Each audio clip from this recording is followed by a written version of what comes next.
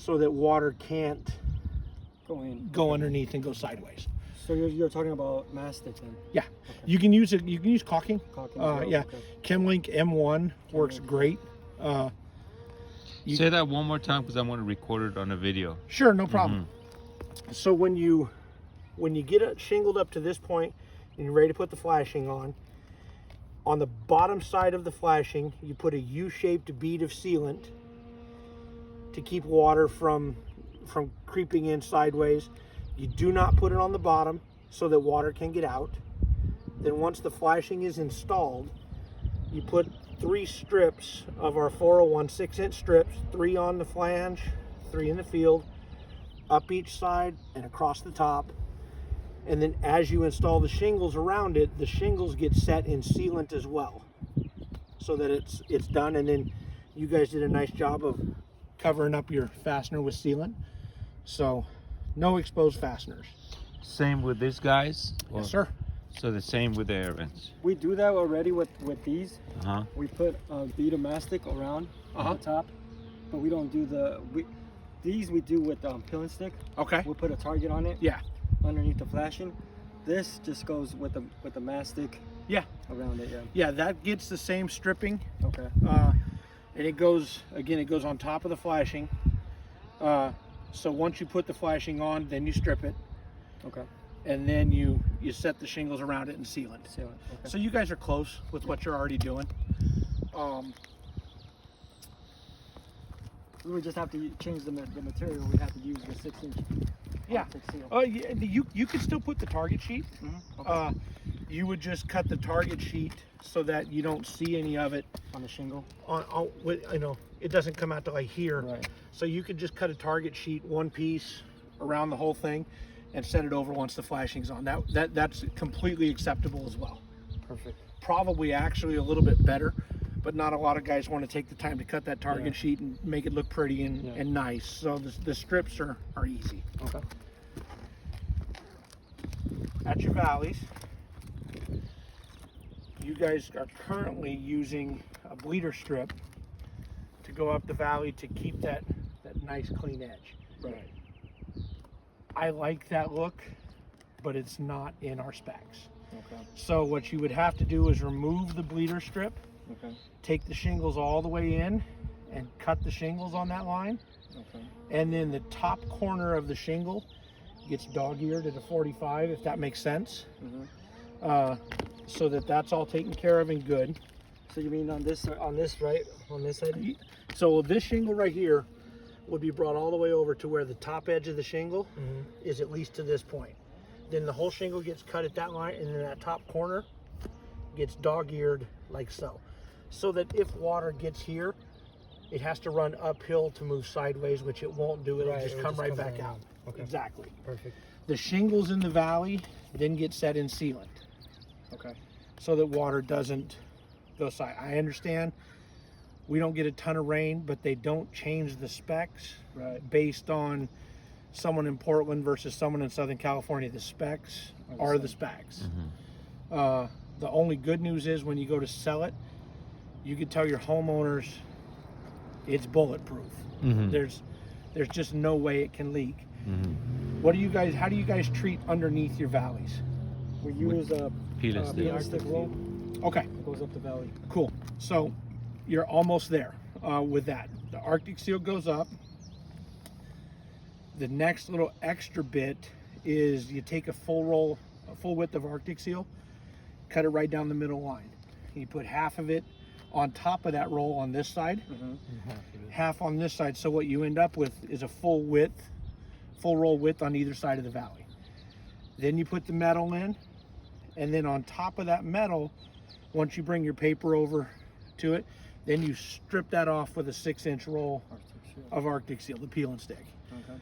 And then the shingles get cut, set in mastic, and I'm not saying it can't leak, but it pretty much can't leak.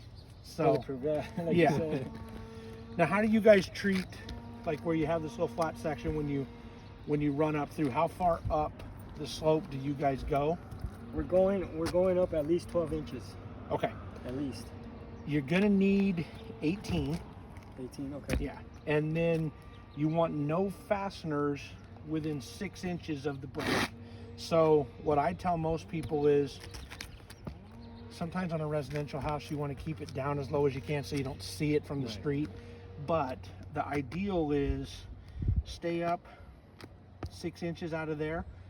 Then we would require a starter shingle instead of just putting the shingles in. We still require a starter to go underneath at this section here, but you nail that up, you know, 1.5 to 3 inches above the bottom of it, and then when your first shingle goes on over the top of that, you're well past 6 inches out of the break, and you're good to go. Okay. But so yeah, the starter in there. I'm glad you guys actually had a low slope roof to tie into, because most times I don't get to talk about that piece. So I'm glad you had one. Yeah, these sides are probably higher than 12 inches too. They go up. Yeah. At least like more than 18 inches up there. Yeah, you want to get the 18 because no fasteners within 6. Then you start putting fasteners in, and that gives you 12 inches. So you have 2 rows that are still in that, but it's way up out of there. Everything's held down and in place real well. Okay. Let's see what else we got.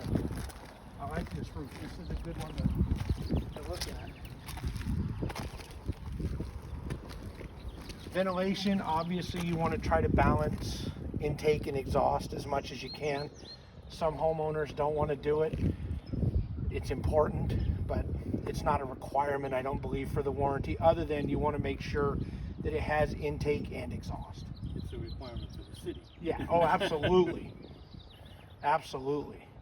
And then you guys look like you put new flashings at the fireplace. Anywhere, this one's going to require some explanation, so bear with me.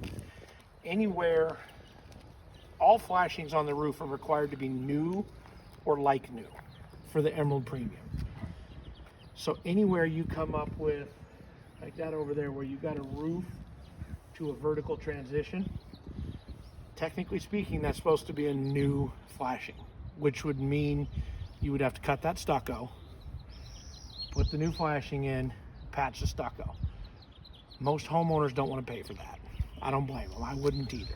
So, coming soon, or it might already be out, there's going to be a waiver that you can have the homeowner sign, and then you guys would sign it as well.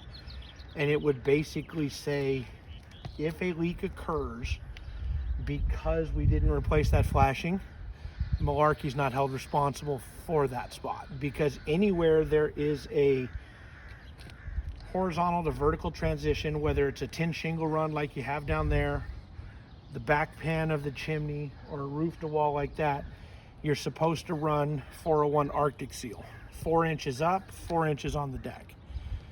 If you don't cut that out, there's no way you can do it. It's not possible. Right. So you can't meet that spec. So instead of just saying, well, you can't get the warranty, okay, you can get the warranty, but that particular spot might not be covered. If we come out and it's leaking because product failure or something like that, then yeah, it's absolutely covered. But not if it's because the detail couldn't be done correctly, if that makes sense. Other than that, let me take a couple pictures of this fireplace, and that's pretty much all I see on this one. I like the tabs you guys use to cover up the fasteners on the ridge. That's cool. Not a lot of people around here do that. I see it a lot up north. I don't see it a ton down here. It lasts longer. They do. Yeah. They absolutely do. I've even seen guys do it like at the bottom of the flashings. Oh, really? I've seen guys put I don't think it looks as nice because it looks different. The other thing you can do at the bottom of the flashings, since you guys want to nail them down, is you can use grommeted screws. As long as it's got a neoprene grommet to keep water out, you could screw the bottom of that down. You don't have to cover over the top of that. So, but then you got to have the guys with a screw gun out there too. So, Do you mind reviewing the ridge one more time so I can record it? You were talking about the ridge. with the starters. Yeah, you were talking about the ridge. Yeah, well, let's go down here where the starter is. Okay. Then.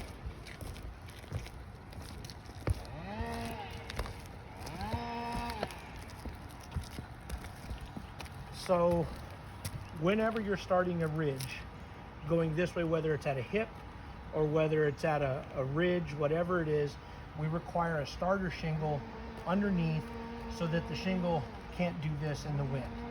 It's not flapping. So what you do is, each of these pieces of ridge has sealant from this point here back this way to about here. You cut that off. There's a little notch in the ridge right there, if you can see it. Yeah. You cut that straight across at that notch. You use this part for your middle cap or your last piece, and then you take that part with the adhesive, you move it to the edge, you nail it down, then your first piece goes over the top of it, so that piece is setting in sealant, so it's got some adhesive to keep it in place. And a 6-inch, you said, peel and stick. You don't need it at the rake edges. Oh, okay. You only Only need at it at the the eaves. Yeah. Okay. Okay.